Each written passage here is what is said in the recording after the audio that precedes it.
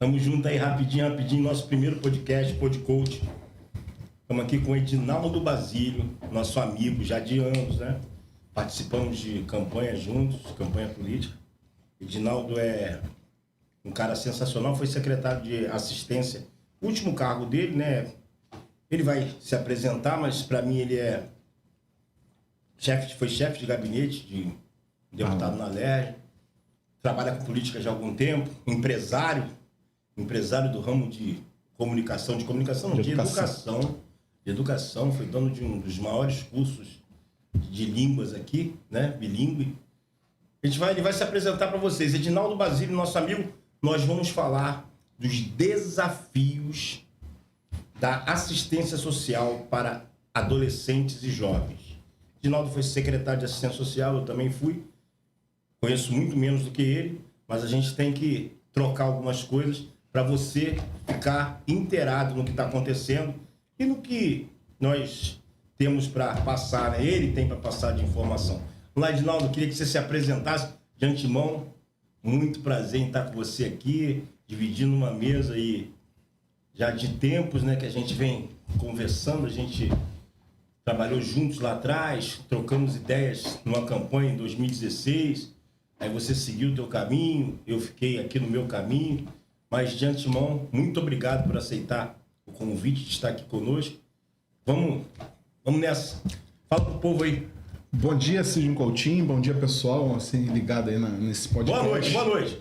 Boa noite. A gente tá falando bom dia, viu? Boa noite, né, pessoal? Então, assim, eu quero dizer, Sidney, que é uma honra, né, estar nesse primeiro podcast, né? Só para enfatizar essa questão que é muito importante. Então, é uma honra, como morador aqui da cidade de Mesquita, estar participando desse bate-papo aqui nessa noite de quarta-feira e dizer que a minha formação, eu sou pedagogo de formação, né, minha graduação. Cheguei aqui em Mesquita em 2011, né, quando a gente trouxe a franquia de um curso de idiomas e ficamos ali, existe até hoje eu não sou proprietário. É o Brazos? É o Wizard. Então, é o Wizard. Então, assim, a gente trouxe essa questão do ensino bilíngue, que é fundamental na formação do jovem, né, do adolescente, para poder disputar o mercado de trabalho. E eu tenho uma pós-graduação em gestão pública, né, na Escola Legislativa do Estado do Rio de Janeiro. Foi quando eu trabalhei na Assembleia Legislativa. A gente fez ali uma pós-graduação, a gente já assessorou deputado, foi chefe de gabinete parlamentar. Qual deputado? O deputado Capitão Nelson, que hoje é o prefeito de São Gonçalo, que nos convidou, né, até 4 meses atrás eu estava secretário de assistência social, fiquei lá por 2 anos e 7 meses. E isso nos trouxe algumas experiências. É bom ou ruim? É excelente. É muito cansativo, né? Muito preocupante você ter o desafio da gestão pública, né? Com responsabilidade. Então, isso nos traz uma responsabilidade, né? O gestor público tem que ter responsabilidade. Então, eu sou casado, tenho 2 filhos. Então, a gente tem essa responsabilidade. Né? Meus filhos são atletas, né? Minha esposa é professora de inglês, por isso que está aí da questão do curso. Não foi só por questão de investimento, mas foi por questão também da professora que a gente tem identificado. Então, nós temos algo parecido, porque a minha esposa também é professora de inglês, né? Você também foi secretário de assistência social. Fui secretário de assistência social. A sua esposa é professora de inglês. E eu fui ser honrado como você fora de Mesquita. Isso aí. É tanta coisa em comum. Cid, o profeta, a honra dele é onde? É fora de casa. É fora de casa. Então o profeta, ele sempre é honrado fora de casa. Isso assim, não interessa onde seja, né? Mas que a gente possa realizar o que Deus nos chamou para fazer. Ter essa voz profética dentro da gestão pública, dentro do poder público, eu acho que isso é importante. E por falar em bilíngue, só uma experiência que eu tive bem perto, daquele nosso amigo lá de Araruama. Eu não canso de falar bem. Eu falo bem. Participei de alguns proximidades de alguns governos. Eu falo bem.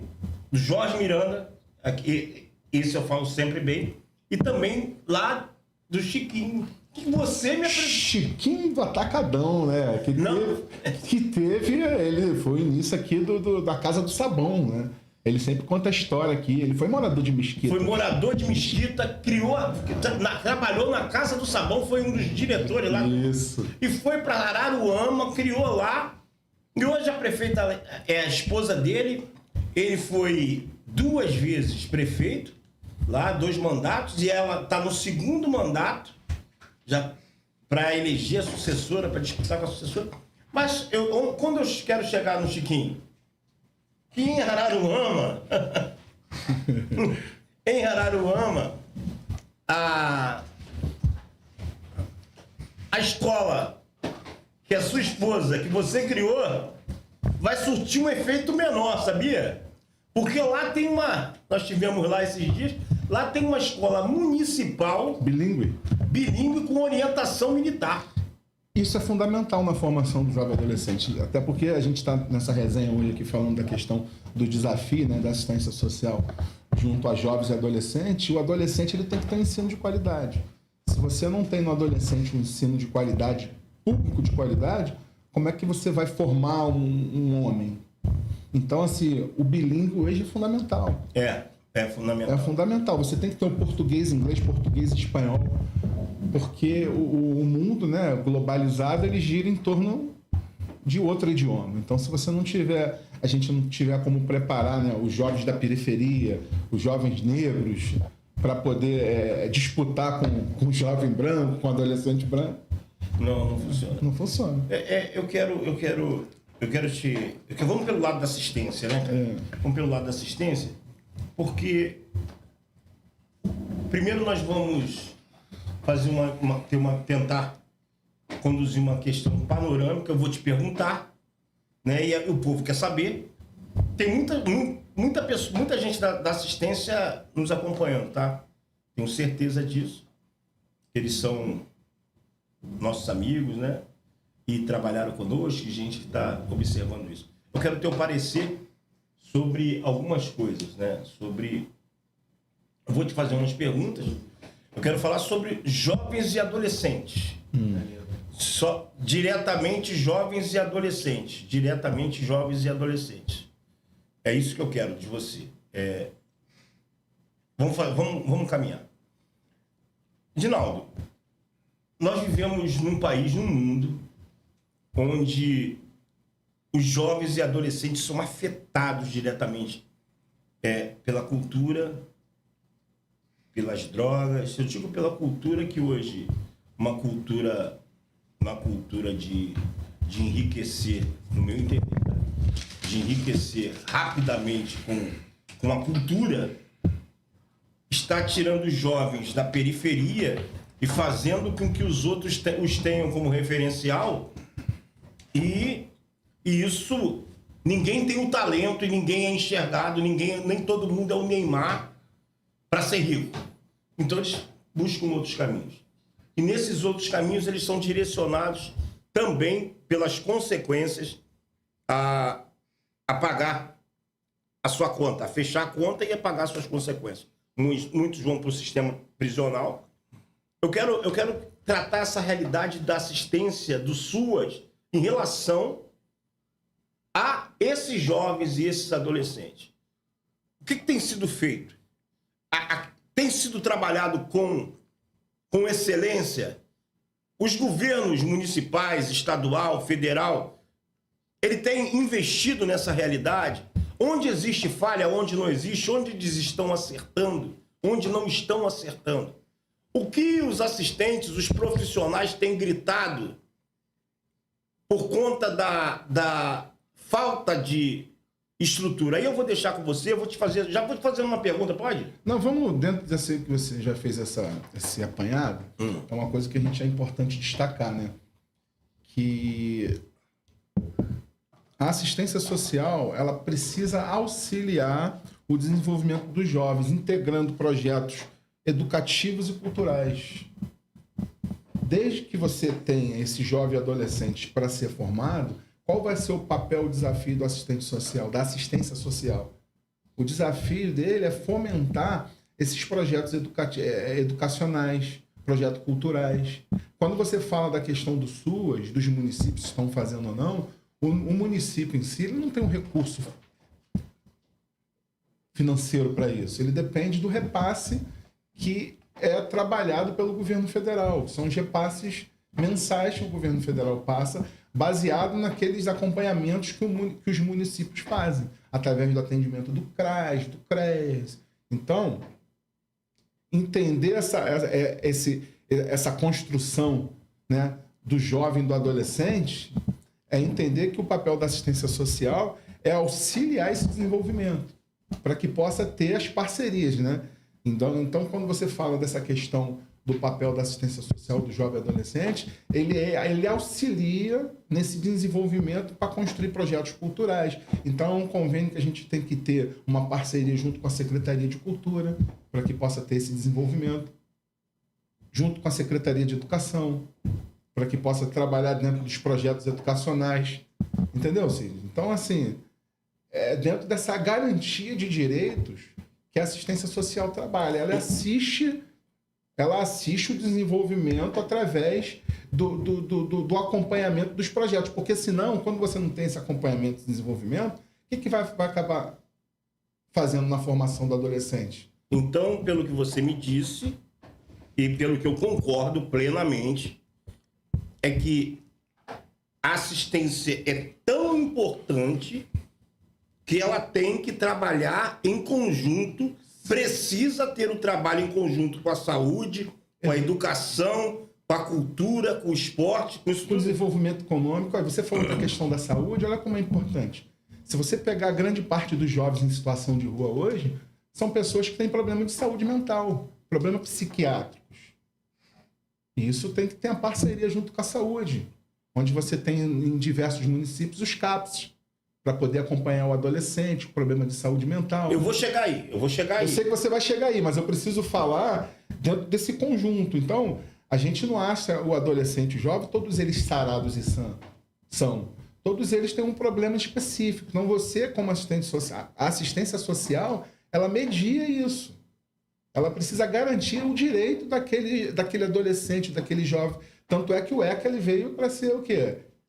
Essa garantia de direito do jovem e do adolescente. Já pegando um gancho aí, te cortando um pedacinho para Tu vê como é que o assunto é uma coisa que... Isso, para você... né, que aí acaba jogando toda a culpa na assistência social. Para você respirar um pouco, eu não vou nem estar respirando um pouquinho, mas é que a gente fica tão... Né, igual a questão judicial, chega tanto acompanhamento, tanto ofício... Não, vamos chegar aí também. Tem isso aí, ó. Aí é tanto ofício da justiça que chega para assistente social. Calma, nós vamos chegar aí. Antes disso, eu quero já mandar um abraço aqui para alguns secretários de assistência que eu vi trabalhar e que eu respeito, tá? Respeito. Júnior Martins, de Japeri. Sensacional. Mas agora eu fui conhecendo, né?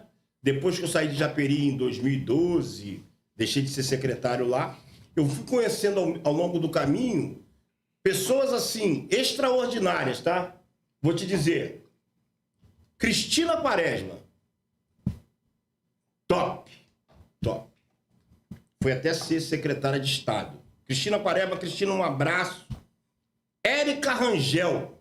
Atual subsecretária de Educação do Estado.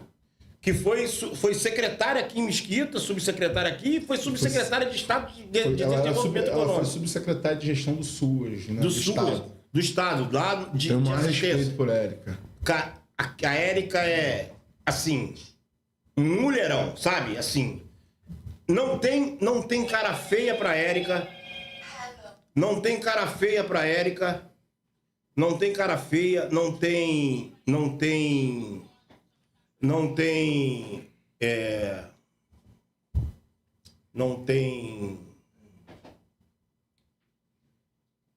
tempo ruim, não tem desastre para a Érica.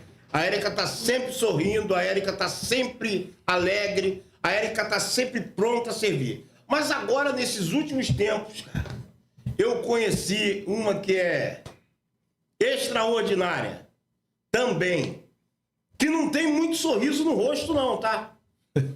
Kátia Gonçalves, lá de Araruama. Aquela é... Conheci. Conheceu a Kátia? Conheci. A Kátia é assim, é pau pra toda obra, tá? Ela não tem tempo ruim, tá? Ela não tem essa de ficar sorrindo, mas ela agrada todo mundo. Os programas em Araruama são acima da média. Cid, vou falar uma coisa importante. né? O papo tá legal, tá descontraído, né?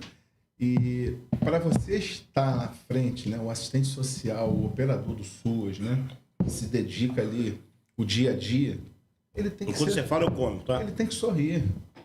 As pessoas chegam em vulnerabilidade social, Cid. Você sabe o que é chegar uma pessoa em vulnerabilidade social? Um adolescente que é espancado dentro de casa? Uma mulher que sofre violência doméstica?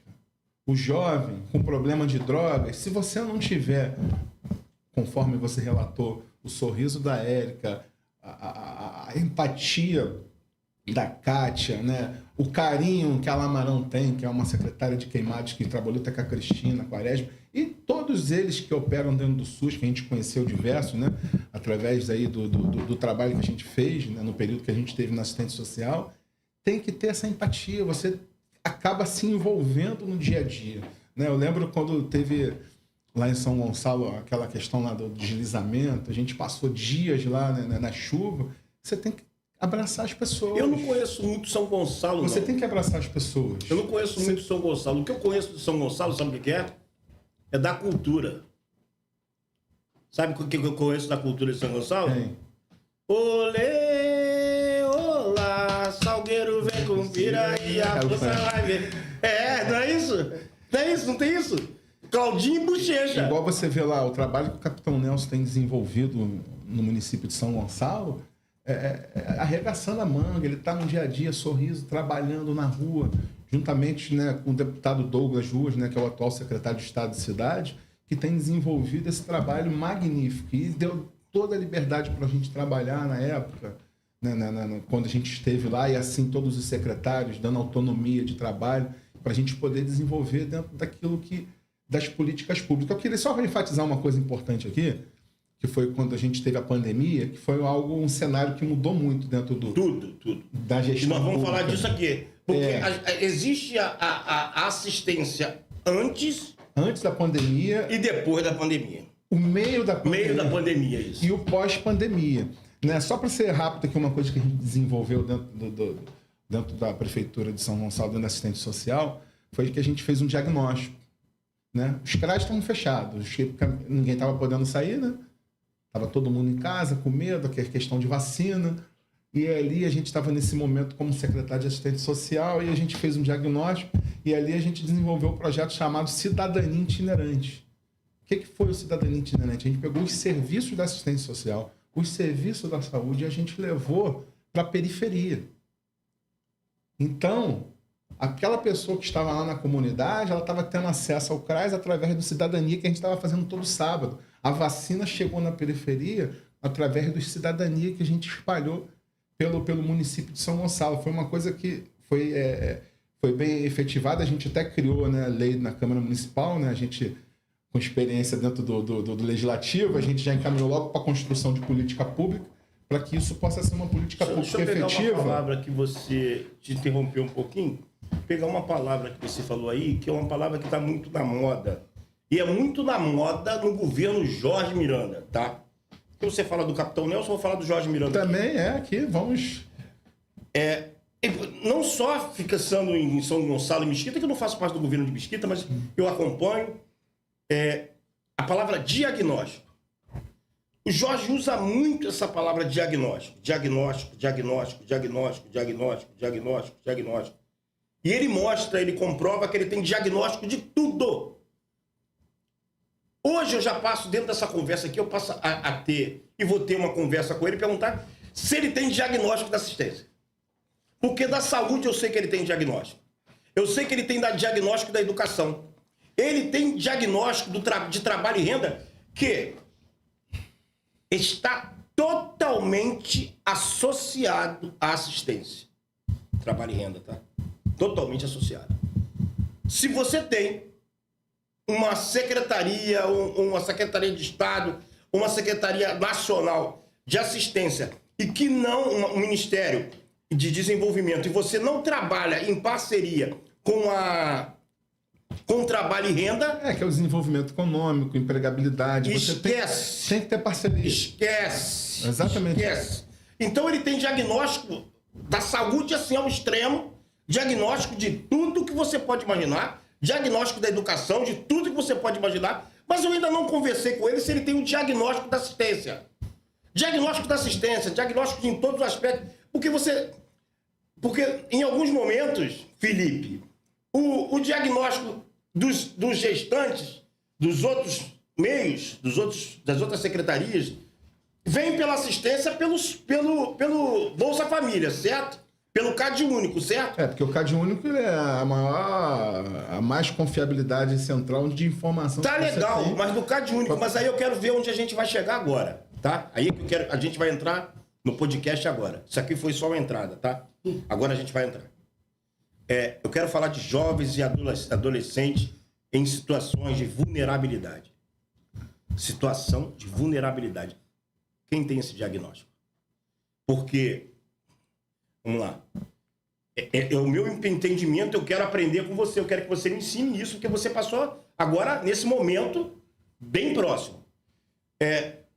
Os jovens, nessa situação de vulnerabilidade, que cometem crimes, ou que se envolvem e são dependentes químicos, como se tem esse diagnóstico quando ele vai para o Degase, quando ele vai preso, vai para o sistema prisional, quando ele sai de lá, e existe um acompanhamento disso? O acompanhamento é judicial, mas isso não se perde? Será que você tem um mapeamento disso? As medidas socioeducativas, a justiça ela encaminha, né? Para ter o acompanhamento da assistência social, através dos CRAs e dos CREAs, né? E tem uma coisa chamada na assistência social, que você deve saber, que, né, a sigla que se fala, que são as VDs. Sabe o que é VD? Sei. É o quê?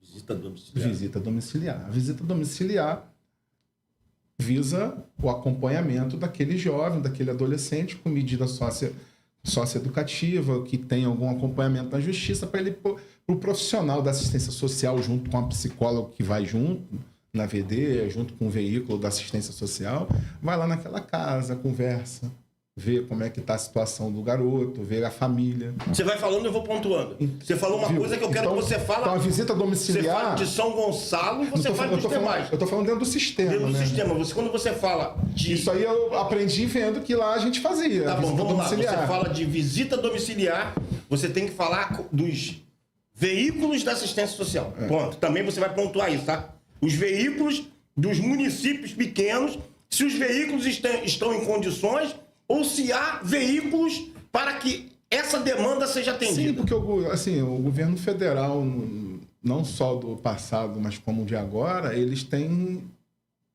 aquelas medidas de estar através das emendas parlamentares para que possa o veículo chegar até a assistência social, que é prefeito. O município em si não tem como comprar um veículo.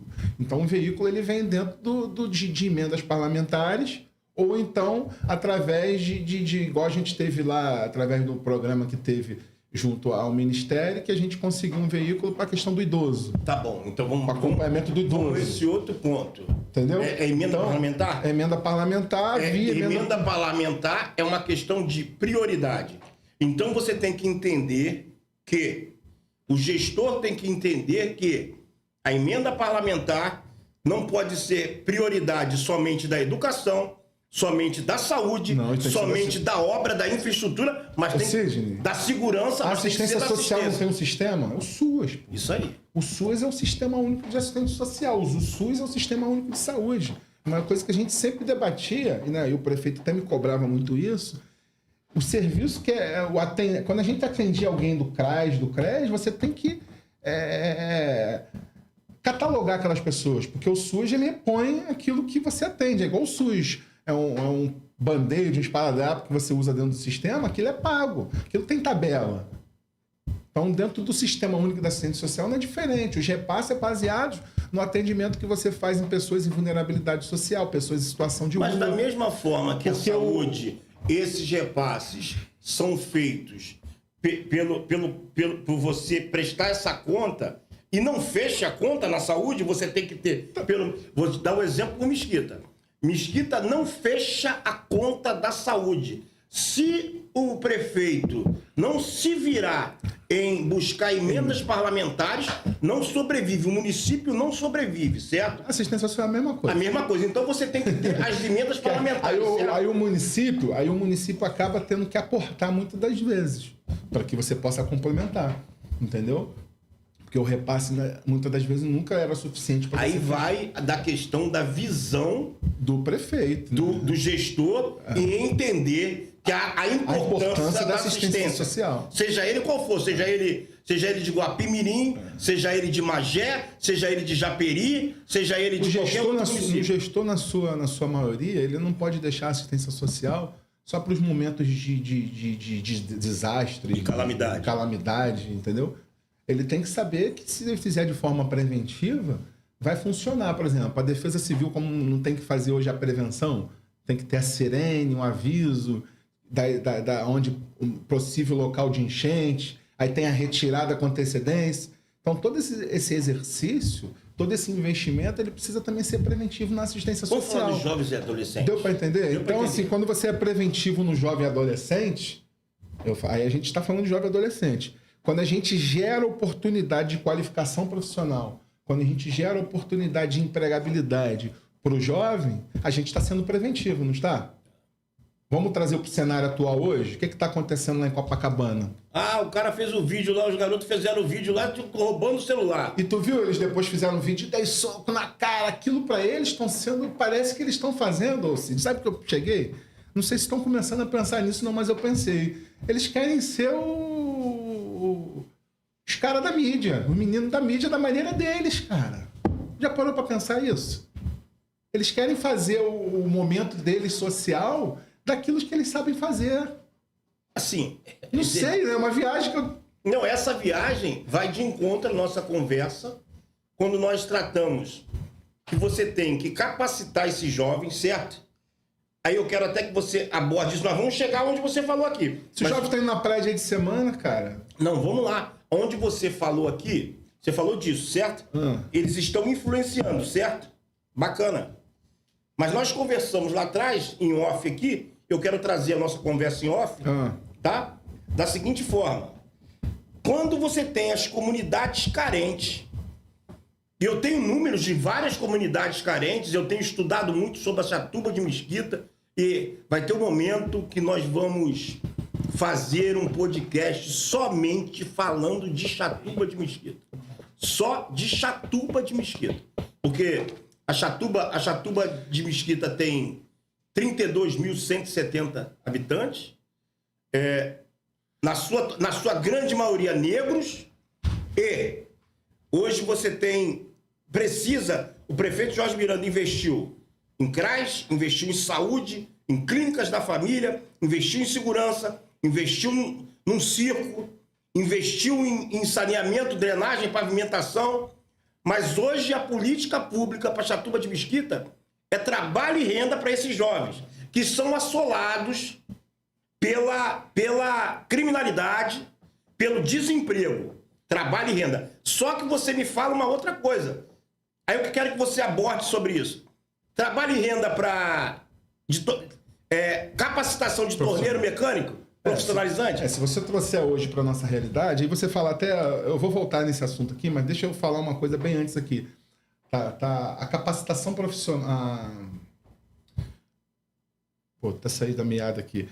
A oportunidade de qualificação profissional, né? Mas, o diagnóstico, lembrei aqui. Se você pegar olha para cá, o diagnóstico. Se você pegar o diagnóstico de Mesquita, ele não é difícil, não. Se você pegar, vamos por bairro aqui rápido, um diagnóstico rapidinho de Mesquita, Cormorama. Se você pegar o jovem de Cormorama, o jovem de Cormorama é um jovem que o pai, a mãe, ele é funcionário, muitas das vezes, público municipal lá da Prefeitura do Rio. Ou trabalha militar. Ou militar. Então você tem um jovem ali que ele já consegue ter o próprio financiamento da sua qualificação profissional. Aí você pega a juventude, adolescente da Vila Emil, também, que já tem o seu próprio direcionamento. Você vê que eles estudam ali no Brito Elias, no Raquel, já tem aquele próprio direcionamento. Você pega a juventude, aí você tem uma questão mais específica lá da questão da Chatuba, onde você tem que ter um investimento maior na qualificação profissional, onde você vê um jovem mais ocioso, onde você vê já um rapaz andando mais de moto no dia a dia, e você já começa a ter esse diagnóstico maior. Então, trabalhar a qualificação profissional hoje, aí você enfatiza, aí a gente vem nessa questão, não é o torneiro mecânico, o lanterneiro. Tem jovem para isso? Tem. Que vai querer fazer isso? Tem. Mas só que hoje o cenário, as profissões mudaram muito. Não é isso que você está trazendo a provocação? Eu falei aqui no início, né? Minha formação é pedagogia, uma pós em gestão pública, e fui estar secretário de assistência social. Quer a preocupação da capacitação? O que esses meninos fizeram mostrando o celular? Eles querem ser influencers. Influencers do mal. Então... Mas é o que eles veem no dia a dia deles. Eles veem no dia a dia. O cara ganhando dinheiro, sendo influencer, vendendo uma realidade. Uma realidade. E detalhe, se você deixar, os nossos jovens, os nossos adolescentes, eles vão caminhar para essa realidade fútil, sem intelecto.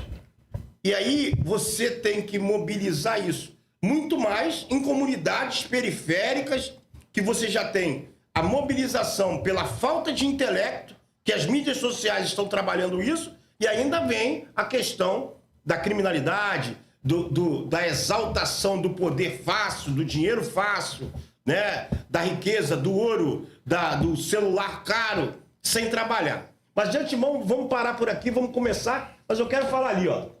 Douglas do Rio Reis. Japeri presente. Fala, Márcio Rodrigues. Márcio Rodrigues já foi vereador lá. Nosso amigo, gente boa, tá aqui, ó. Márcio, um abraço pra você. Márcio vai ser vereador lá de novo, você sabia disso? Vereador Gelson Henrique também. Já é o seu presidente, né? É o presidente da Câmara. Já é o presidente, já é o seu presidente. Um abraço aí ao presidente da Câmara. Já é o seu presidente. Já deve ter uns 50 mandatos, né? É um cara que o povo atende o povo e o povo atende com o voto. E você vê, assim, eu estava olhando ali agora os comentários, você vê da importância desse tema atual hoje, que muitos dos gestores, né, não acabam não debatendo, não dando importância, né? E você vê que a população está preocupada com isso, né? Até por conta desse cenário atual em Copacabana, trouxe muita coisa a se pensar. E a gente falar só em jovem aqui, a gente tem que se preocupar também já com a adolescência. Vamos tomar uma aguinha aqui num copo bonito, taça bonita. Tem salaminho, tudo aqui. Tem salaminho, tem. Eu aprendi isso com o meu amigo Zé Carlos. Zé Carlos, ele tem um podcast falando de política lá no outro estúdio. Mas ele é nosso amigo, mandar um abraço pro Zé Carlos, pra Michele também. E o Zé Carlos, eu aprendi isso com ele, né? E eu quero agradecer. A audiência tá crescendo, hein, Cid? Tá aumentando ali, ó. É o primeiro nosso e a gente... Tá aumentando ali. O pessoal tá passando um pro outro. É isso aí. Vamos pro que interessa, senão ele sai. Senão vai sair. Agora, deixa eu falar uma coisa aqui, ó. O adolescente, a gente estava falando muito da questão da juventude, né? Mas a cada dia você vê os meninos que estão, né? Nesse negócio aí de pegar o celular um do outro, já é com 11, 12 anos. Então você vê, né, o desafio da assistência social para o jovem, né? Eu entendo que é a qualificação profissional. O desafio já da política da assistência social para o adolescente, eu vejo que tem que ser um estudo público de qualidade. Não só o estudo público de qualidade no dia a dia, é uma coisa que eu aprendi até com o Chiquinho da educação, que uma vez ele falou para mim, Edinaldo, eu sou contra essas escolinhas de futebol. Mas eu falei, por que, Chiquinho, tá contra as escolinhas de futebol, Chiquinho? Que ali vão diversas crianças, Edinaldo. A criança vai para ali com 7 anos e sai dali com 17. E só jogaram futebol. Cara, ele me fez pensar diversas situações. Nem todos eles vão jogar futebol, você falou aí, no início. Então, aquilo ali é um curso técnico. De 7 a 17 anos, foram 10 anos dentro de uma escolinha de futebol ou no alto rendimento num clube que se jogou, né? Tem uns que se destacam, saem da escolinha, vão para o alto rendimento. Mas daqui a pouco, 15, 16 anos, muitos deles vão embora. E eles vão para onde? Fazer o quê? Só jogaram bola. Então, tá vendo essa preparação de qualidade que precisa ser feita também? Eu quero te fazer uma pergunta. Eu quero mandar um abraço para a Valdilene. A Valdilene trabalhou conosco quando nós éramos secretários lá em Japeri. Era um assistente social, foi tenente do Exército também. Assistente social lá no Exército também. E eu quero mandar um abraço para ela e fazer uma pergunta para você aqui. Já tá guardada essa pergunta aqui. Já tá guardada? A política de assistência social, para além do recebimento de ofícios de cumprimento de medidas socioeducativas, executa alguma busca ativa para acessar adolescentes e jovens que tenha tido sua medida restritiva de direitos revogada, tendo em vista acompanhar esses adolescentes e jovens após a sua volta à sociedade? Então, a gente falou isso sobre as visitas domiciliares, né? Que é o acompanhamento daquilo que a justiça passa para a assistência social. Agora, logo após, né, de não ter mais esse acompanhamento da justiça, o adolescente que deixa de estar cumprindo as medidas socioeducativas, é a partir do dia a dia dele, do caminhamento que ele vai para o CRAS, para o CREAS. Agora, a busca ativa em si é baseado nas ações que a assistência social faz dentro das periferias. Até porque falta braço para a assistência social chegar lá. Aí né? tá. Aí é uma coisa que é dentro do próprio Sistema Único de Assistência Social, então falta braço, muitas das vezes, de você fazer uma busca ativa. Então, a busca ativa acaba sendo feita a partir de um coletivo, né? De uma ação específica de cidadania que tu faz dentro de uma localidade, dentro daquilo onde ele vai fazer a atualização, né? A mãe, né? Vai fazer a atualização do CAD único para poder... Então, esse diagnóstico, na sua totalidade, não existe. Existe, mas ele acaba não tendo braço, né? Para poder cumprir essa demanda que a assistência social muitas das vezes recebe da Justiça, do Ministério Público, né? Então, é uma demanda, além do dia a dia que a gente tem, né, que a assistência social tem do seu dia a dia, ela recebe essa demanda da Justiça, ela recebe essa demanda do Ministério Público para acompanhar esses adolescentes. Então, a busca ativa em si, ela acaba sendo uma questão bem pontual, né? Quando não deveria. Como não deveria, mas aí é uma questão que tem que ser vista de todo o sistema, né? Da questão do aumento de funcionários, então, enfim. É porque quem está na ponta sente essa necessidade, certo? Quem está na ponta sabe que existe esse problema é sistêmico, né? E tem que ser resolvido. Aí agora tem lá esse congresso lá, do SUAS agora? Tá tendo lá agora. Tá tendo agora, né? Do SUAS. O encontro aí. É o Conselho Nacional de Assistência Social. Isso. Né? Tá tendo... Tem Que tem os debates, o SUAS que queremos, né? O SUAS que queremos, né? Então, o SUAS que queremos. Mas o SUAS que teremos tem que ter, no meu entender, tem que ter... Ou não, né? É a conferência, né? Que Isso. Tá acontecendo. Tem que ter a consistência para fazer essa busca ativa. Ou não? Exatamente. Tem que ter essa consistência, tem que ter uma visibilidade maior na questão do repasse para os municípios. A demanda é muito grande. Se você pegar aqui em Mesquita tem acho que o quê? 3 ou 4 CRAs? Não sei. São 3 CRAs. Em São Gonçalo eu sei que são 15. Né? Então você faz essa divisão dos CRAs para poder atender dentro daquela localidade. Mesquita tem muito mais CRAs. São 5, né? Se não me engano, tem um por bairro, nos bairros maiores chegam a ter 2 ou 3. Então, enfim. Então, essa pergunta que tu fez aí, o acompanhamento existe dentro das visitas domiciliares, daqueles que estão sendo acompanhados, mas desde o momento que ele não precisa mais daquele acompanhamento, né, isso também cabe à família, né, Cid? Aí cabe à família acompanhar o jovem, o adolescente, né?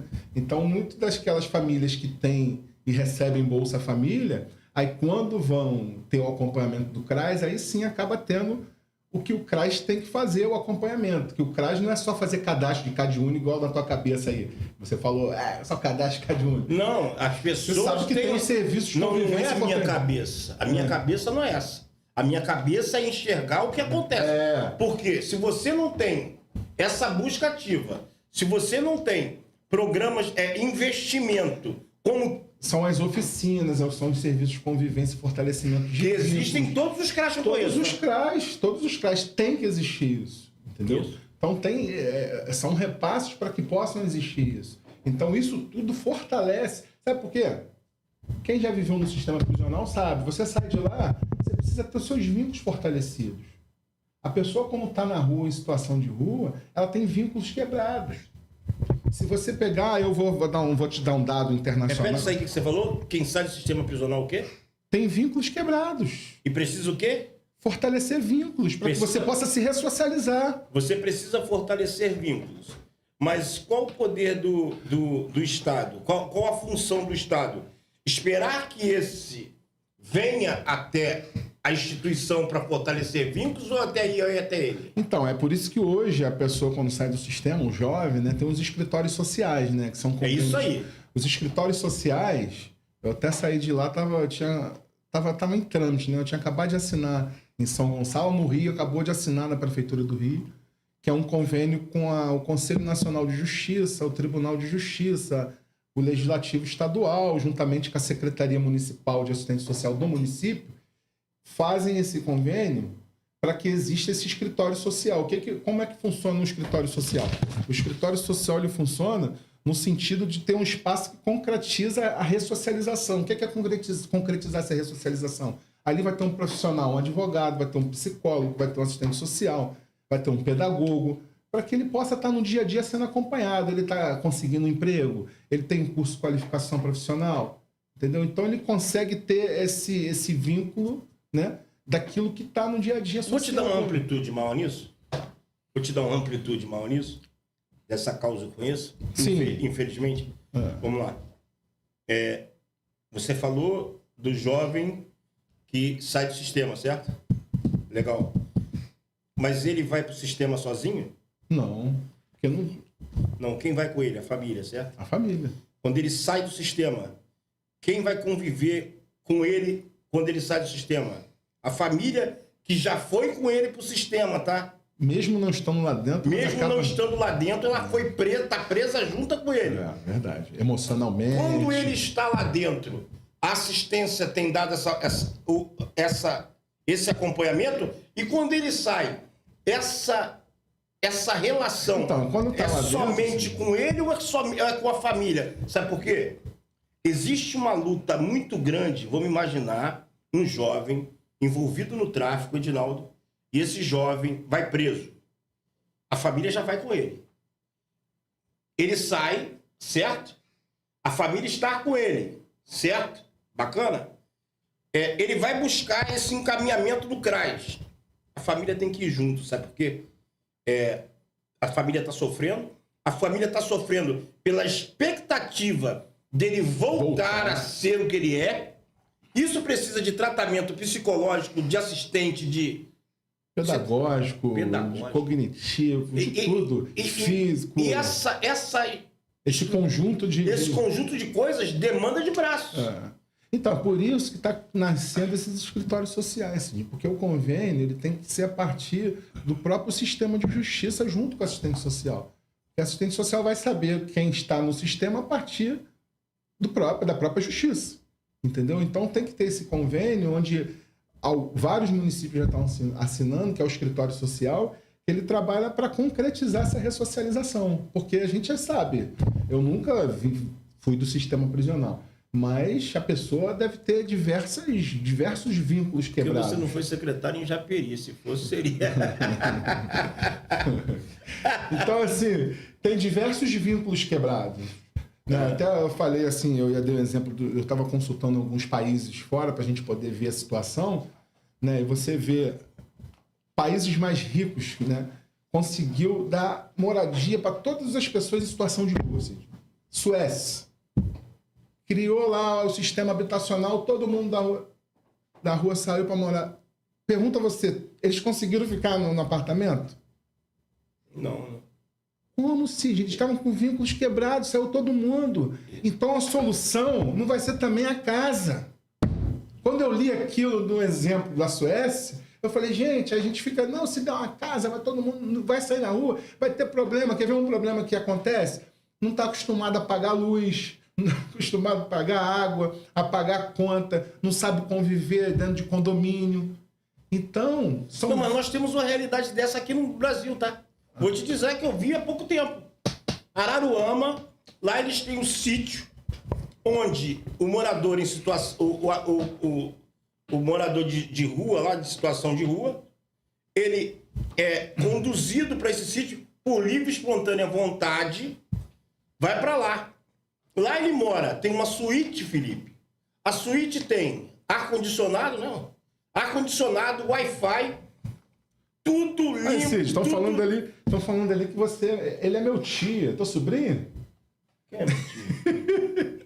Não, né? Não, quem? Ali, ele é meu tio, o Sidney. Teu sobrinho tá assistindo aí. Ah, isso aí, é meu sobrinho. É meu sobrinho. Mas vamos voltar aqui, foi só uma coisa que eu achei legal. Não, voltando, vou completar só para você concluir. Lá tem o sítio para morador de rua e tem uma suíte para família de rua, que tem um quarto com a cama de casal, ar-condicionado, televisão, Wi-Fi e um quarto pequeno com beliche para duas... Porque às vezes não tem só a pessoa. Isso, para duas crianças. E o que eles fazem lá? Lá eles plantam, lá eles cuidam dos animais, galinha, ovos, porco, vendem aquilo, criam artesanato, que tem uma lojinha na frente. Quem compra o artesanato, a renda do artesanato fica depositada para quando eles saírem dali. Aí vão fazendo cursos, vão sendo inseridos à sociedade gradativamente. Só para resumir, tá? Exatamente isso. É um exemplo do caramba isso aí. Porque se você... Eu costumo dizer o seguinte, na assistência social ela tem que ter porta de entrada e porta de saída. Isso. Senão o cara fica a vida inteira aí. Todo mundo, por isso que tá aí o costume de todo mundo querer receber o Bolsa Família. Todo mundo entra e ninguém quer sair. Então você tem que saber, aquele momento que você está precisando, você tem o apoio da assistência, o apoio do Estado. Mas só que daqui a pouco, isso gira, você tem que sair, o outro vai precisar. Tanto é que, Cid, na pandemia, o que aconteceu na pandemia? Na pandemia aconteceu algo muito diferente, porque quem estava acostumado na porta de entrada do CRAS era mais um miserável, né? Aquela pessoa bem na margem da sociedade que recebeu o Bolsa Família. Na pandemia, entrava aquele assim no CRAS de classe média que perdeu o emprego. Isso aí. Que era um garçom, vendedor, e ele não sabia o que é CRAS, ele achava que CRAS era para miserável. E ele foi lá pedir o Bolsa Família dele muito sem graça. Então você viu como o cenário na pandemia mudou, o pós-pandêmico mudou também? Então a gente precisa... Eu vou assustar os nossos acompanhantes aí, vou assustar, tá? Vou assustar com a leitura que eu estou fazendo, não é uma leitura de uma profecia ruim, mas a gente tem estudado sobre algumas coisas. Antes eu quero mandar um abraço para o Emanuel, meu sobrinho. Emanuel é lindo, meu amigo. Essa leitura é preocupante. Se você entender algumas coisas, eu vou ter um tempo depois, em outro podcast, para falar sobre isso, quando eu estiver falando de saúde, tá? Você falou de pandemia. Preparem-se, porque existe a iminência de uma nova pandemia e de uma forma muito mais violenta do que a outra. Isso tem sido dito por Bill Gates. Bill Gates falou que o mundo vai ser pandêmico de 10 em 10 anos. Eu li um artigo dele. E isso tem sido por Bill Gates, tem sido dito pelo presidente da Organização Mundial de Saúde. As pessoas não estão refletindo. Você acha que o Bill Gates ia falar isso à toa? Quando ele já previu a primeira pandemia? Você acha que ele ia jogar a conversa fora? Ele, um dos tops desse mundo, ia dizer, jogar a conversa fora, para que a palavra dele... Então, a gente tem estudado, ouvido algumas coisas, pego alguns artigos de outros países, a realidade é essa. Mas vamos lá, eu quero... A gente tem mais alguns minutos. Eu quero falar sobre uma outra realidade, tá, o Edinaldo? Uma outra realidade que também é preocupante, mas é também de assistência, né? É também de assistência. Hoje, eu acho que o mal vai ser substituído, tá? Vai ser substituído. Porque o mal que assola os séculos é a dependência química. Famílias são destruídas, jovens são destruídos, a criminalidade aumenta por conta da dependência química, a venda de armas aumenta por conta da dependência química, essa disputa financeira aumenta por conta da dependência química, em todos os aspectos, tá? Álcool, drogas, certo? Vamos lá? Só que é o seguinte, como é que se resolve isso, cara? Como é que se ajuda isso? Como é que a assistência trabalha nisso? Porque eu entendo, eu quero te fazer a pergunta para você. Você conhece alguma pessoa que tem problema com droga? Alguma família? Conheço. Conhece? Bacana. Não é só porque você é secretário de assistência. Não, conheço de família, gente. Isso. Legal? Bacana? Como é que se resolve isso? Como é que a assistência entra nisso? É só um problema de saúde porque o CAPSI vai tratar isso? Ou é um problema social e que tem que ser resolvido socialmente também? E aí é a minha pergunta. A resolução desse problema é feita simplesmente com os vínculos no CAPS, no CREAS, ou precisa de internação? Aí é que tá. A discussão é essa no momento. O prefeito do Rio levantou essa bola aí, a questão da internação compulsória. Da internação O compulsória. que você acha disso? Aí você pega a internação compulsória, mas você vê... E a estrutura? Para receber... Para poder deixar esse pessoal... Tem? Não, fiz uma interrogação. Tem? Entendeu? Então a assistência social, ela acolhe. Lá em São Gonçalo a gente tem a Secretaria de Álcool e Drogas, que é uma coisa muito importante, então o prefeito... Uma secretaria para isso, olha só. Lá o prefeito criou... Então tem um problema. A Secretaria de Políticas Públicas de Álcool e Drogas. Aí tem um conselho. Por quê? Isso tudo tem recurso federal também para que possa trabalhar. Se você vê hoje o aumento das cracolândias, como é que se termina? É um problema de saúde pública, um problema social. Então você não vai resolver o problema ali com um único projeto. É uma coisa que vai ter que se envolver um conjunto de políticas públicas. Pega a Cracolândia de São Paulo. Como é que você acaba uma Cracolândia com mais de 5 mil pessoas? Não tem como você fazer ação lá. Até porque quando a gente chega nesses ambientes, eles até conversam conosco, né? Tá ali, abranger, mas muito dele tem problemas familiares, dentro de casa. Então, assim, é uma coisa que tem que ser em conjunto, Cid. Assistência social, junto com a política pública de álcool e drogas, junto com a saúde, junto com a educação. Então tem que ser uma coisa que tem que ser discutida, muito ampla, e assim está fazendo em São Paulo, assim está começando a se discutir aqui no Rio de Janeiro, entendeu? Eu sou a favor da internação compulsória, mas desde o momento que você tenha o local para o tratamento do jovem, do viciado. Pô. Senão ele vai chegar ali e vai ficar o quê? Vai fazer o quê? Assim, o que eu entendo, o meu pensamento... Deu para entender? Eu não consegui... Não, completamente. Porque a gente trazer essa responsabilidade para a assistência, a gente vai fazer o acolhimento. O acolhimento não é o tratamento que tem que ter através do profissional, né, através dos CAPS, que isso aí é política pública de saúde. Eu tô tentando... Que também se você olhar para o problema indivíduo é uma coisa, mas tanto o cara que é preso quanto o jovem que tem problemas com dependência química, não é só um indivíduo, é uma família, porque adoece todo mundo. Sim. E como é tratado isso? Porque você só olha para o indivíduo que condene. Ele não presta porque ele não está legal, mas e quem ficou doente com ele lá? Como é que é feito esse tratamento com quem ficou doente? Como é que é feita essa busca ativa? Pro viciado hoje não existe, entendeu? Não, e nem pra família. É, nem pra família. Você não consegue. Então esse problema é passado um pano em cima e vamos passar olha só, esse problema deixa pra lá, vamos pro outro. Sabe por quê? A gente precisa cuidar do diabético. A gente precisa cuidar do cara que tem problema de câncer. Mas desse, que é um outro câncer, não se cuida. Não tinha os manicômios antigamente? Isso. Hoje é responsabilidade da família. É, isso aí. Não tem internação hoje para pessoas com doenças psiquiátricas.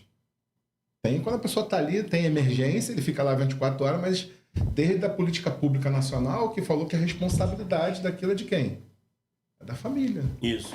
Né? Antigamente, eu lembro, eu cansei de fazer visita ao meu tio, que foi internado lá no Engenho de Dentro, que tinha ali o manicômio de Engenho de Dentro. Fui fazer várias visitas domingo, eu fui visitar meu tio, que meu tio tinha problema psiquiátrico. Hoje, quem teria que cuidar do meu tio era eu, se tivesse meu tio vivo. Meu tio morreu dentro de um abrigo, dentro de uma instituição. Ele ficou mais velho depois, tratou do problema psiquiátrico e foi numa casa de idoso. Eu vou te dizer o que está acontecendo no Rio de Janeiro. Eu tenho informações que foi aberto, desculpa, hein? Foi aberto, essa foi ótima, eu que sou categórico nisso. Foi aberto um processo lá para as casas de acolhimento, tá?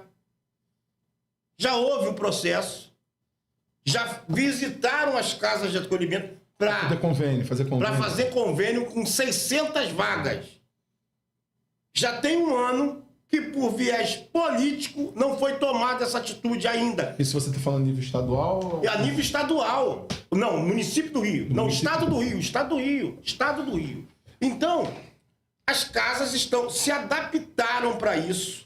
Porque tem que ter médico, tem que ter psiquiatra, tem que ter psicólogo, pedagogo, tem que ter tudo. Assistente social, você tem que ter tudo programado. O ambiente tem que estar no padrão. E eles se programaram para isso, gastaram para isso. E agora eles participaram do processo, foi feito o processo e não deu andamento. Você está entendendo? Eu me lembro que... Aí eu vou falar do que eu participei. Eu me lembro que no governo Jorge Miranda, de Mesquita, o prefeito de Mesquita, no início do governo, a secretária era Cristina Quaresma. E eu, tendo essa concepção, a Cristina muito solícita, falei, Cristina, a realidade é essa, vamos conversar sobre isso, vamos te levar lá. Aí escolhi uma entidade dessa, lá em Seropédica, Desafio Jovem Ebenezer, certo? Ela foi lá ver, foi comigo lá ver. Ela viu a estrutura toda. Porque o que eu entendi naquele momento? Que a população de Mesquita merecia essa ajuda. Porque nem todo morador de uma comunidade que tem tráfico de drogas e que tem seus filhos na dependência química tem como pagar um centro de reabilitação. E se o Estado, se o poder público, se a prefeitura não manda, não ajuda, como é que vai mandar? Vai preferir ficar. E normalmente, aí eu estou te perguntando, o CAPS e o CAPSI consegue, no seu vínculo ali de convivência, resolver esse problema? Então, o CAPSI é ligado à saúde. Saúde, mas vamos lá. Mas ali é atendimento. Isso aí, atendimento. É atendimento onde você tem um acompanhamento. E quando a Cristina foi comigo, ela falou o seguinte, Sidney... Só que ele não é para internação. O CAPSI não é internação. É só para poder fazer o atendimento... Mas existe um momento que o cara precisa de internação. Alguns precisam, certo? Sim, mas aí ele não é internado no CAPSI. Não interna. Então tem que ter esse convênio, certo? Por isso que tem que ter instituições conveniadas. Cadastradas pelo Conselho Municipal de Assistência Social. Para que possa... O município do Rio tem, tá? O município do Rio tem. São Gonçalo tem alguns convênios também com instituições que possam... na verdade, o que é a instituição conveniada? É aquilo que o município, o Estado não consegue alcançar, ele tipo terceiriza, né? Para a instituição conveniada para poder fazer aquilo que o município não consegue fazer. Então se paga para poder exercer aquele trabalho, entendeu? Legal. Mas deixa eu falar uma coisa importante aqui. Fica à vontade. Enquanto eu como. Não é para concluir, não, mas tem 3 coisas importantíssimas que tem que existir para ressocialização, que a gente acaba, né? A gente tem que ter introdução, desenvolvimento e conclusão. Né? Agora, você trabalhar essa ressocialização, a gente tem que entender que tem que ter espaço, momentos e processos, né? Então, o jovem, o adolescente, para que ele possa se ressocializar, ele tem que ter um espaço, ele tem que ter um momento dele e ele tem que ter aquele processo que ele vai ser reinserido na sociedade. Então, é um caminhar, né? Eu fiz tópicos aqui, 3 tópicos, né? A partir de um livro que eu li.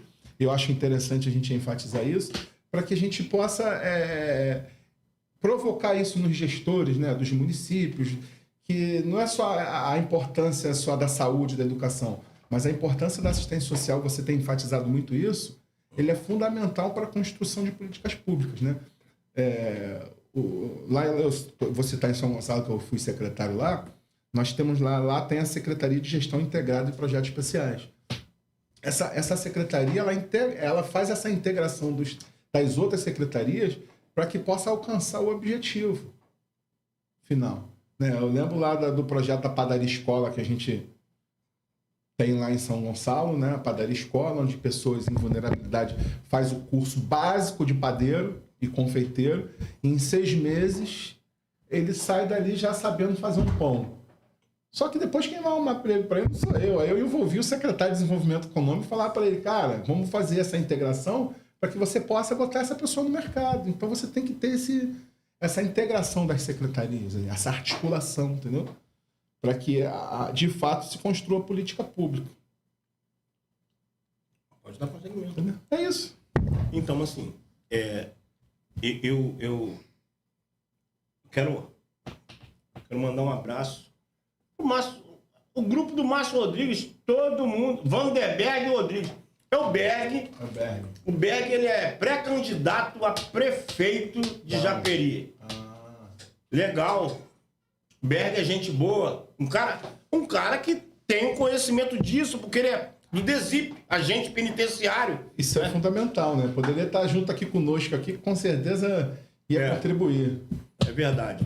Entendeu? Assim, Edinaldo, outra coisa em relação a essa questão de jovens e adolescentes, eu queria que você na assistência, tá? O que você entende? Porque muitos falam da separação igreja-estado, religião-estado, essa separação, tá? Vou te jogar esse pepino agora, tá rindo, né? Não, tô rindo que eu pensei isso depois que eu vi a situação lá de Copacabana. A situação religião-estado. A assistência é tão abrangente, que ela lida com viés do negro. Na assistência você trata a questão racial, você trata a questão de gêneros, você trata a questão religiosa, tem que tratar. Tem que tratar, tá dentro da assistência. Se você é secretário de assistência, se você não trata isso, vai ser secretário de fazenda. Simples assim. Aí qual a história? O que você acha dessa proximidade da discussão religiosa ajudando a assistência? Vou explicar o porquê. Ajuntamento de pessoas. Você tem o centro espírita, você tem ajuntamento de pessoas. Você tem a igreja evangélica, você tem ajuntamento de pessoas. Você tem a igreja católica, você tem ajuntamento de pessoas. Então os problemas estão no mesmo lugar. E as pessoas sabem dos problemas ali. E nem sempre esses problemas eles são levados ao poder público. E dentro da própria religião, dos templos religiosos, sejam eles quais forem, existem pessoas capacitadas ali, profissionais também, que entendem aquele problema e podem levar para o poder público. Mas essa parceria nunca é feita. Eu vejo esse distanciamento em alguns municípios, esse distanciamento dessa discussão, sendo que o cara está ali com problema todos os dias. O Felipe é o pastor e ele está com um problema ali, ele está vendo aquilo ali, ele não leva para o poder público e o poder público não vai até ele. A mulher apanha lá e ninguém leva para poder denunciar o... Você está entendendo? Como é que você enxerga isso? Vamos voltar um pouquinho a história aqui. Isso aí eu lembro que eu fazia os trabalhos na Madrugada do Carim.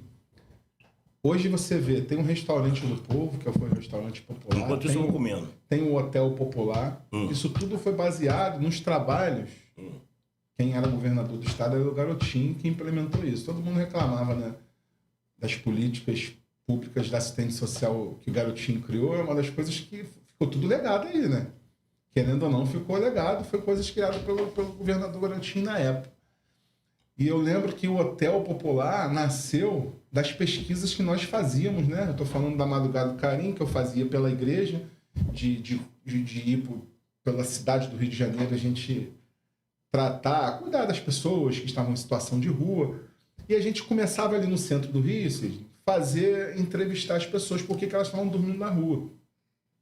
Você sabe o que as pessoas dormem na rua ali? A grande parte do centro, vamos botar aí 40% das pessoas que dormem ali de segunda a sexta, são pessoas que trabalham e não querem usar o dinheiro da passagem para ir para a Zona Oeste, para a Baixada Fluminense, porque aquele dinheiro ele complementa a renda dele da compra dentro de casa. Foi por isso que nasceu os hotéis no centro do Rio, sabia? Foi baseado em pesquisa, parceria com as igrejas, parceria com as instituições religiosas.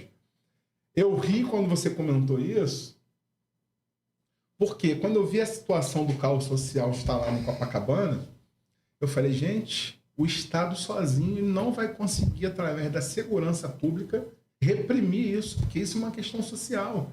Isso só vai se conseguir atingir com êxito se tiver convênio com instituições religiosas, Cid. Não tem jeito. Convênio. Por quê? Como é que você vai saber o que está acontecendo lá? E esses rapazes, esses meninos, essas jovens, eles respeitam as instituições religiosas. Sim, porque e não o avô respeitam tá o lá, Estado. o avô tá lá, o pai tá lá. Tem essa questão. Porque o avô faz parte, o pai faz parte. E o Estado não se aproveita dessa proximidade que as instituições religiosas têm do problema. Tu lembra que nessa época o Garotinho fez muito convênio com as igrejas? Lembro. Disseram até que era errado, né? Disseram que ele estava querendo fazer curral eleitoral. Mas não. Pô, mas o cara conhece o problema, tá ali. Quer ver? Vamos lá fazer um fato histórico. As guerras, quando acontecem, logo depois das guerras, assim foi no Iraque, tá? Vão os missionários para a guerra, gente. A estratégia de guerra depois para que possa apacentar e cuidar daquelas pessoas atingindo por uma guerra, perderam famílias, destruiu casas. Entra missionários. Independente da religião, tá? A gente não tá falando de Não tô religião. falando de evangélico, não. Entra missionários católicos, entra missionários evangélicos, que aquilo ali consegue dar aquela organização. Não tem jeito. O Estado precisa ter essa parceria. E assim, eu fico olhando que algumas religiões, né? Elas têm seus templos, e os templos ficam durante toda a semana fechados, né? E não é aproveitado aquilo, né? Teria que ter, né? Já tem isenção de diversos impostos. Tinha que trabalhar também em cima disso, né? Então, assim, não é só depender de um convênio junto à igreja. Eu acho que tem que se pensar uma política pública que possa ter ouvir o que está acontecendo lá, entendeu? Essa coordenadoria que possa estar se aproximando.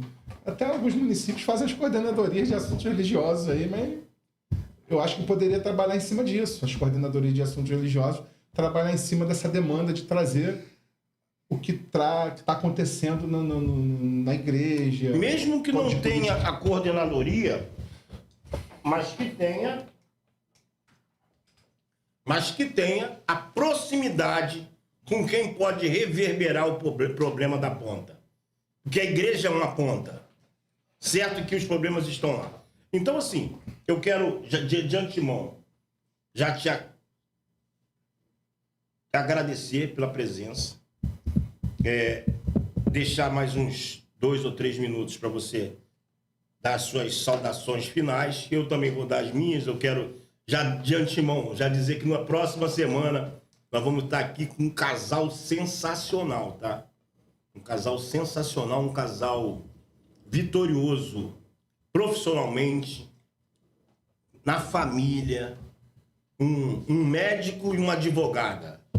Um médico que foi secretário de saúde aqui na Baixada, em Belfor Roxo, Japeri. Um médico empresário que hoje trabalha com saúde, com estética, Fábio Denardim. E a sua esposa, Raquel Stasiak.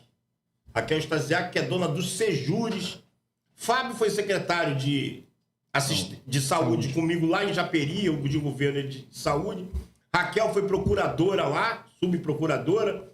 Raquel é dona do Sejures, um dos maiores cursos preparatórios para concurso jurídico do estado do Rio.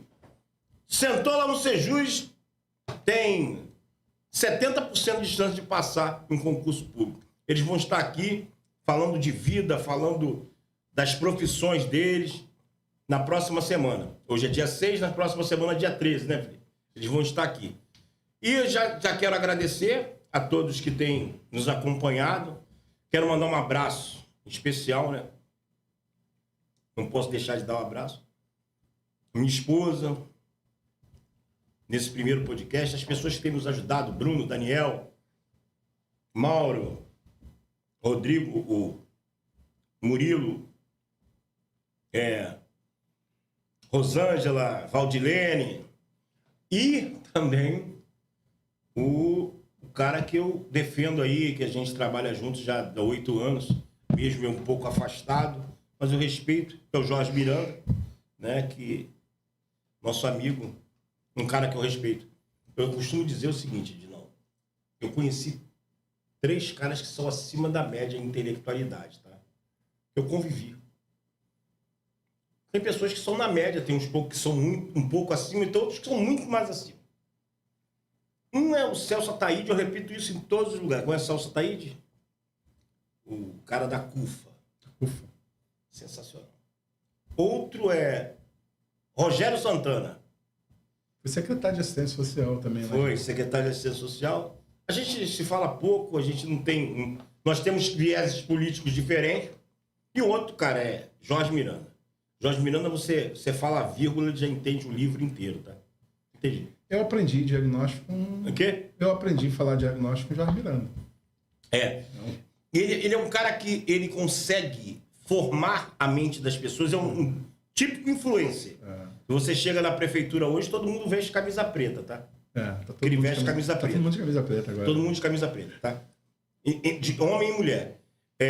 As palavras que você vê hoje dentro do meio político, diagnóstico, ele entendeu esse diagnóstico e potencializou. Entrega. Entrega. A entrega, lembra? Lá pela primeira campanha do Jorge Miranda? Isso. Que Tem ele que falava- entregar o básico estruturado. O básico estruturado. Ninguém pensava em falar em entrega básico estruturado. Não é só entregar, a gente tem que entregar. Agora a gente vai entregar. A gente tem que Isso entregar. reverberou mesmo. Reverberou. Um abraço pro irmão dele, deputado Renato Miranda, que é o deputado da cidade, né? O deputado nós não tínhamos deputado, nós temos hoje um deputado, Renato Miranda. Os demais, o secretário Fábio Baense, que mandou uma mensagem aqui pra gente. Poderia estar aqui conosco, contribuindo dentro da discussão do DESIP aí. É uma cabeça... Vereadores, o Bruno Lucena, o Gelson Henrique, que é nosso parceiro também, estava aí mandando mensagem. Japeri lá, Renan Esquiavo, Júlio Martins, nosso amigo também. Renan Esquiavo, Júlio Martins, Márcio Bibi. Os demais, o Kerly. Tamo junto, tá? Um abraço. Próximo, Raquel Stasiak e Fábio Denardim. Mais à frente, no outro, quem? Você pode anunciar aí. Proteção animal, né? A importância hoje, né, da questão da proteção animal. O Dr. Vinícius Cordeiro foi secretário de proteção animal lá da capital. Vinícius Cordeiro, e nós vamos trazer uma parceira com ele, tá? Para falar da proteção animal. E mais à frente nós vamos ter... Esse podcast, para mim, vai ser um podcast que vai trazer matar muita curiosidade de muita gente. Que já passou, ele teve, em 2004, ele ganhou uma eleição para prefeito, esse cara. E foi um mito na história, onde todo mundo diz, todo duro diz assim, eu posso ganhar a eleição, pô, Bruno Silva ganhou. Não é assim? Já viu falar disso, não? O Vinícius foi procurador dele lá. Foi procurador dele lá. O pastor Bruno ganhou, eu posso ganhar a eleição. Mas tu tá duro, rapaz, você não pode ganhar a eleição. O pastor Bruno ganhou, eu posso ganhar. Todo mundo fala isso. Todo mundo fala isso. Bruno Silva. Pastor Bruno Silva vai estar aqui com a gente. e a gente, mais à frente, a gente já está acertado isso. Dinaldo, suas considerações? Cid, primeiro eu quero agradecer o carinho de você estar nos convidando aí para poder fazer esse primeiro podcast, né? Que eu tenho certeza que vai ser um sucesso. E o primeiro é sempre assim, né? As coisas, Cid não bolou pergunta nenhuma. Sem bolar nada. Ele já me deu logo um chute já para poder responder. Eu sempre gostei desses desafios, porque eu acho que na vida a gente tem que ter desafio. Vamos me chamar, tem que se preparar, tem que se preparar. Você já é preparado para a vida. É isso aí. Então a gente tem que aceitar esses desafios. Então compartilhar isso é uma coisa que o Cid me fala, eu gosto, rapidinho, para que a gente possa entender dessa importância do gestor público, da responsabilidade de investir nas pessoas. A gente só vai ter uma sociedade mais justa e inclusiva quando nós investimos no público, nas pessoas. Dinheiro público é para investir numa obra saneamento básico, é para investir na educação, que possa ter um ensino bilíngue com qualidade. Aí, se você já viu alguns municípios, que a gente possa ter uma saúde mental, uma saúde dental, no completo, que a gente possa ter também uma assistência social preventiva para que a gente possa alcançar as pessoas em vulnerabilidade social. Assim, a gente sendo preventivo, é igual você dirigir no dia a dia no trânsito do Rio de Janeiro. Se você quiser brigar, você vai brigar toda hora no trânsito do Rio de Janeiro, que ninguém quer ceder, ninguém quer ser preventivo. Então, assim, eu sei que muitos participaram aqui, são amigos do Cid, né, são gestores, futuros vereadores, futuros prefeitos, precisam entender que investir nas pessoas é o maior ativo que tem para o desenvolvimento de uma sociedade. Então, assim, a gente está hoje aqui moro em Mesquita, eu tenho um carinho muito grande, eu moro desde 2011 em Mesquita, sou nascido e criado em Cascadura, no Rio de Janeiro, lá no subúrbio do Rio, mas eu tenho minha vida aqui desde 2011, fui trabalhar em São Gonçalo, onde a gente também foi cidadão gonçalense e tem um carinho muito grande. Então, tenho um carinho muito grande pelo nosso prefeito aqui, Jorge Miranda, pelo meu prefeito lá de São Gonçalo também, o capitão Nelson, né? O secretário de cidade, Douglas Ruas. Você é cidadão São Gonçalense? Sou cidadão gonçalense, reconhecido na Câmara Municipal. Eu também sou cidadão japeriense, um título ganho dado também pelo vereador Kelly. E hoje, esses dias, eu ganhei a moção, né, por trabalhos relevantes prestados à cidade, dado pelo vereador Júnior Martins. Então, eu tenho o título de cidadão japeriense e tenho o título, a moção, né? Então, não precisa de mais outro lugar, não, pô. Você já tem lá de São Gonçalo, já tem de Japeri, tá tudo ótimo. Tá ótimo. É isso aí. Continua. Então, eu agradeço ao vereador Vinícius lá que nos reconheceu como cidadão gonçalense e toda a casa votou a favor, então isso é fundamental. Então, deixa aqui o nosso abraço a todas aquelas pessoas que gostam de trabalhar no poder público, né? Então, trabalhar no poder público é ter essa responsabilidade de você não ter horário. A gente não tem horário. A pessoa está precisando de madrugada, a gente tem como atender. E é assim que a gente vai cuidando das vidas. Cuidar de vida é como cuidar dos nossos filhos. Eu tive na casa do Cid tomando um cafezinho gostoso. Eu falei para ele lá, quando ele estava cuidando do cachorrinho. Cuidar de um cachorrinho é a mesma coisa de cuidar de um filho. Ele viu, ele estava só querendo um carinho. Quando eu dei um carinho nele, ele dormiu. E ficou quietinho. E você sabe a história, para finalizar, você sabe a história do cachorro? Não. Eu te contei a história do cachorro. Tu contou. Conta pro pessoal. Eu vou contar pro pessoal. A minha esposa estava cuidando muito de mim. Aí eu melhorei, tá? E passei a cuidar de mim. O que ela fez? Ela já se acostumou a cuidar de mim, ela arrumou outro cachorro. Para poder cuidar. Eu já estava acostumado a cuidar de cachorro. Arrumou um outro cachorro. Mas aquele mais tranquilo, mas só que o cachorro era cego. Você viu? Ele era cego. Não. Era cego, teve que devolver porque ele era cego. A minha esposa falou assim, pô, cara, vou ter que cuidar de um cachorro cego. Já cuido de um surdo. Vou cuidar de outro cachorro cego. Então não, devolveu. Então, pessoal, fique firme aí, toda quarta-feira, 19 horas. Vamos estar ligados no podcast aí de Sidney Coutinho, sempre trazendo uma pessoa que conhece do assunto para que ele possa estar debatendo, para que a gente possa construir, né, ideias, construir um cabedal de conhecimento para que a gente possa ter em prática, né?